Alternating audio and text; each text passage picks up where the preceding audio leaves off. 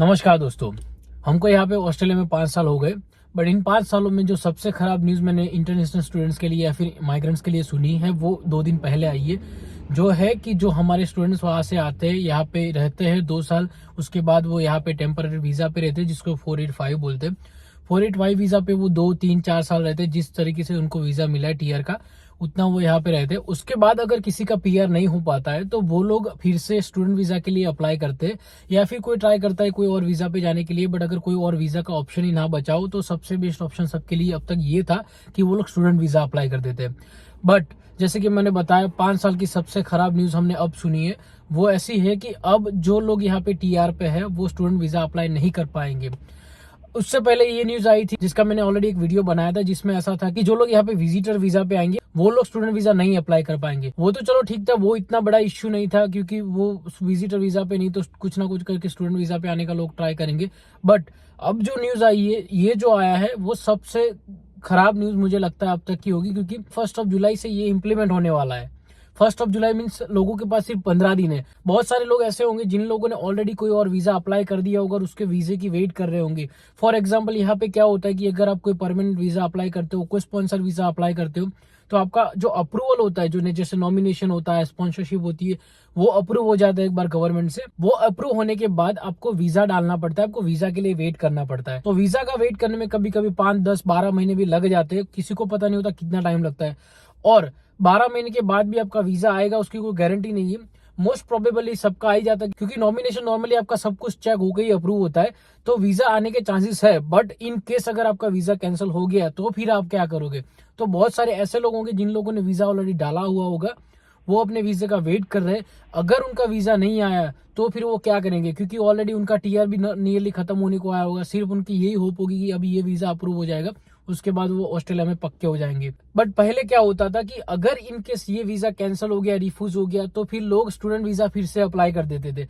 But जैसे कि मैंने बताया, गवर्नमेंट ने अनाउंस कर दिया है कि बहुत सारे वीजा के लिस्ट उन्होंने बाहर निकाले, बट उसमें से सबसे इंपॉर्टेंट यही है 485 वीजा, जो टेम्पररी ग्रेजुएट वीजा, जिसको हम टीआर वीजा बोलते हैं।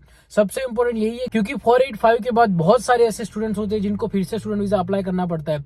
सबसे मेन यही है, गवर्नमेंट ने ऐसा ही बोला है कि उनको वीजा हॉपिंग रोकना है, मतलब कि टेम्पररीली जो परमानेंट हो जाते हैं यहाँ पे, वो उनको रोकना है। हम खुद ऐसा सोच के आए थे कि हम भी यहाँ पे 8 10 साल निकाल लेंगे ऐसा करके कि भाई 2 साल मेरी स्टडी, 2 साल का मेरा टीआर, 2 साल की मेरी वाइफ की स्टडी, 2 साल का उसका टीआर, ऐसा करके कुछ ना कुछ 8 10 साल तो हो ही जाएंगे हमारे। तब वापस आना पड़ा तो भी क्या है।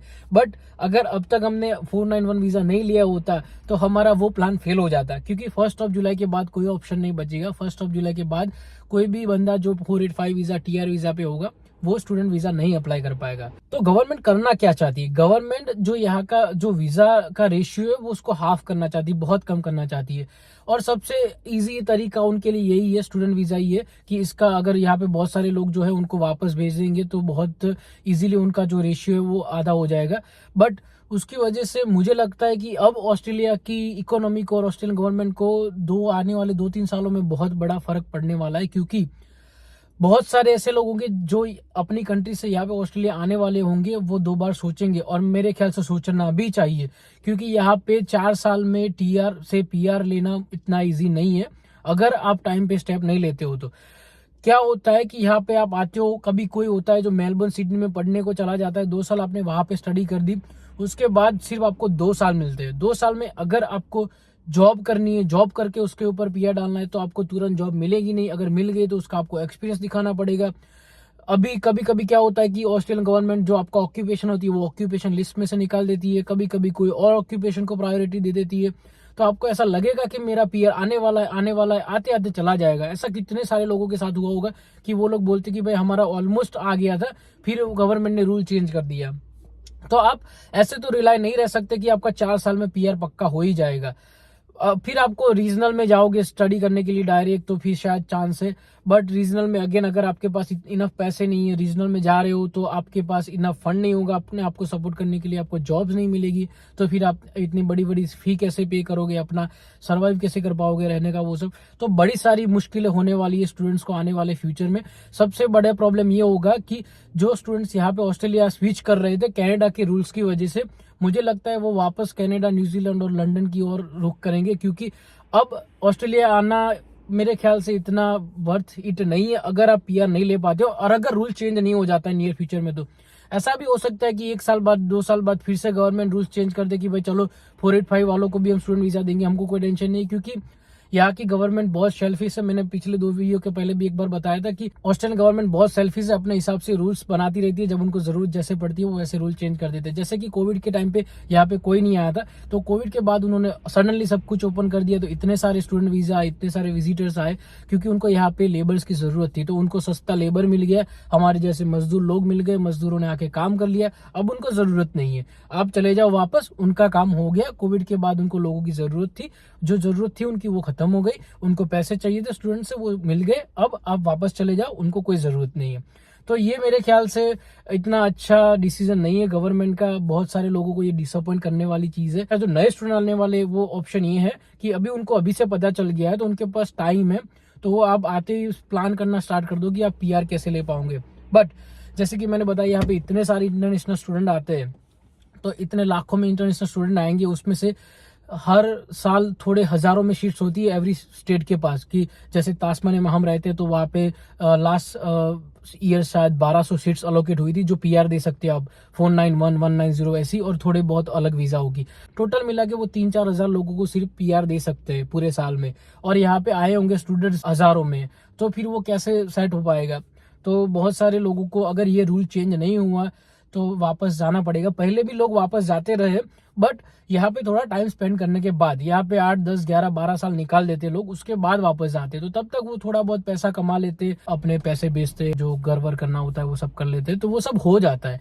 बट सिर्फ 4 साल का टाइम है आपके पास, उसमें आपके 2 साल तो स्टूडेंट वीजा में निकल जाएंगे, आप अपनी फीस पे करोगे, आप अपना खर्चा निकालोगे, और यहाँ पे अब तो महंगाई भी बहुत बढ़ गई है, तो आपके पैसे बचने के चांसेस इतने नहीं है जब आप स्टूडेंट वीजा पे होंगे।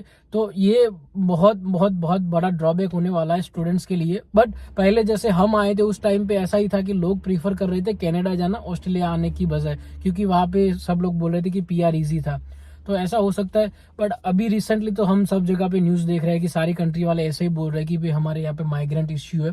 सबसे बड़ा उनका यही है कि भाई हाउसिंग क्राइसिस चल रहे हैं, लोगों को घर नहीं मिल रहा है, और उनका जो स्ट्रक्चर है वो मीट करने के लिए कैपेबल नहीं है, तो ये सारे एक्सक्यूज गवर्नमेंट दे रही है। और वो जैसे कि उन्होंने डॉक्यूमेंट में भी बताया कि वो वीज़ा हॉपिंग रोकना चाहते हैं, तो ये उसका सबसे बड़ा एग्जाम्पल यही है कि इन लोगों ने ये वाला जो चीज़ इम्प्लीमेंट कर दी है, वो बहुत बड़ी न्यूज़ है। तो अब आपके पास ऑप्शन क्या बचता है? 1 जुलाई से तो आप स्टूडेंट वीज़ा अप्लाई कर नहीं पाओगे अगर आप 485 पे होगे, तो अब उसके बाद आप क्या करोगे? तो अभी आपके पास थोड़े बहुत ऑप्शन है, स्पेशली जिनका टीयर बहुत नजदीक वाले फ्यूचर में खत्म होने वाला है, वो लोग फिर से स्टूडेंट वीजा अप्लाई कर सकते हैं। 15-20 दिन है आपके पास, तो उस टाइम पे आप ऑफर लेटर लेके वीजा एक बार अप्लाई कर दो, एक बार लॉन्च कर दिया, फिर उसके बाद तो आपको ब्रीजिंग वीजा मिल जाएगा, तो उसका तो कोई टेंशन नहीं होगा। तो अब 15 दिन है, फिर से स्टूडेंट वीजा अप्लाई कर दो। अगर आपने कोई और वीजा अप्लाई किया, फिर भी मैं तो सजेस्ट करूंगा कि आप कोई स्टूडेंट वीजा ले लो, जो जिसकी वजह से अगर इनकेस वो वीजा के साथ कुछ हो गया, तो फिर आपका ये वीजा भी सिक्योर होगा, आपके पास स्टूडेंट वीजा होगा। उसके अलावा तो ऑप्शन है, आपको स्पॉन्सर वीजा लेने पड़ेंगे, जैसे कि 482, 494, 186। आप जॉब करो, लेबर एग्रीमेंट स्ट्रीम में जाओ, ट्राई करो फील्ड जॉब ढूंढने की, जिससे आपको स्पॉन्सरशिप मिल जाए एम्प्लॉयर से। यही ऑप्शन बचता है सबसे बड़ा, एम्प्लॉयर स्पॉन्सर वीजा। और मुझे लगता है कि आने वाले फ्यूचर में हो सकता है कि भाई जो हमारे एजेंट्स हो वो कोई ना कोई रास्ता निकाल पाए, कि कोई कुछ ना कुछ करके वो कुछ ना कुछ तो जुगाड़ निकाल ही देंगे। बट इस वाले सिचुएशन में जुगाड़ निकालना मेरे ख्याल से थोड़ा सा मुश्किल हो सकता है, क्योंकि ये वाली तो कंडीशन ही बहुत हैवी है कि भाई आपके पास 485 है, तो आप वो तो जुगाड़ निकाल के चलो वीज़ा तो डलवा देंगे आपसे, बट वीज़ा गवर्नमेंट अप्रूव ही नहीं करेगी, तो आप क्या करोगे? और ऑप्शन बचता है कि भाई आप अपनी कंट्री में वापस जाके फिर से स्टूडेंट वीज़ा अप्लाई करो। बट आप अपनी कंट्री में जाके वापस स्टूडेंट वीज़ा अगर अप्लाई करोगे, तो चांसेस बहुत कम है कि आपके लिए वो वीज़ा अप्रूव करेंगे, क्योंकि एक बार आपने यहाँ पे आके स्टडी कर ली, आपने यहाँ पे टीआर पे टाइम निकाल लिया, तो उसके बाद गवर्नमेंट बोलेगी फिर आपको क्यों ऑस्ट्रेलिया आना है। उस टाइम पे आप यहाँ पे पीआर नहीं हो पाए, तो ऑस्ट्रेलियन गवर्नमेंट ऐसा चाहती है कि आप जब ऑस्ट्रेलिया आते हो, तो ऑस्ट्रेलिया आने के बाद ऐसी जॉब ढूंढो जो स्किल की हो, उसमें आप पीआर लो, और फिर यहाँ पे परमानेंटली रहो। आप यहाँ पे ऐसे मत रहो कि आप 8-10 साल रहो, फिर आप तब तक टेम्पररी हो, आपको यहाँ पे परमानेंट नहीं हुए। बट वो लॉजिक इतना मुझे पता नहीं, ठीक नहीं लग रहा है। उनको भी वैसे फायदा ही है, यहाँ पे लोग स्टूडेंट वीज़ा लेते हैं तो उनको फीस पे करते हैं। हाँ, वो अलग चीज़ है कि जब दूसरी बार लोग स्टूडेंट वीज़ा लेते हैं तो सस्ती वाली कॉलेज में ले लेते हैं, क्योंकि दूसरी बार तो उनको या ऑफशोर वीज़ा नहीं लेना होता है, यही का ये वीज़ा लेना होता है, तो वो वीज़ा मोस्ट प्रोबेबली मिल जाता है। तो वो लोग क्या करते हैं, 60-70 हज़ार वाली कॉलेज के जगह पे जो 10-12-15 हज़ार $20,000 की जो कॉलेज हो 2 साल की फीस वाली, वहाँ पे एडमिशन ले लेते हैं। तो उसकी वजह से गवर्नमेंट को इतना फीस में तो फ़ायदा नहीं होता है, बट टैक्स पे करते हैं, सब कुछ होता है। तो हमारे वाले स्टूडेंट बेचारे आके बहुत मेहनत करते हैं और यहाँ पे हम लोग उनकी इकोनॉमी को बहुत हेल्प कर रहे हैं। स्पेशली बहुत सारी ऐसी लेबर जॉब्स है जो हमारे वाले लोग आके करते हैं, जिसकी वजह से उनका इकोनॉमी स्ट्रक्चर खड़ा हुआ है। बट अभी देखते हैं क्या होता है। अभी ये गवर्नमेंट का डिसीजन है, उनको लगता है कि भाई ये सब कुछ ख़राब कर रहा है उनकी माइग्रेशन सिस्टम के लिए, तो उन्होंने ऐसे रूल्स निकाले हैं। तो ये रूल्स बहुत अफेक्ट करने वाला है। ये बहुत ख़राब न्यूज़ है। मतलब पता नहीं क्या वर्ड्स में डिस्क्राइब करें इसको। आई विश कि इसके लिए कुछ रास्ता निकले आप लोगों के लिए, कुछ गवर्नमेंट ऐसा मतलब छोटा मोटा लूप होल दे दे हम लोगों को कि भाई आप लोग रह पाओ। तो देखते भी नियर फ्यूचर में क्या होता है, क्या न्यूज़ आती है। जो भी वीज़ा जिसका भी एक्सपायर हो रहा है उनको गुड लक कि आपका कुछ ना कुछ ऑप्शन निकल आए। तो बाकी अगर आपको वीडियो हेल्पफुल लगा तो प्लीज़ वीडियो को लाइक कीजिए, चैनल को सब्सक्राइब कीजिए। मिलते हैं फिर नेक्स्ट वीडियो में, तब तक के लिए बाय बाय।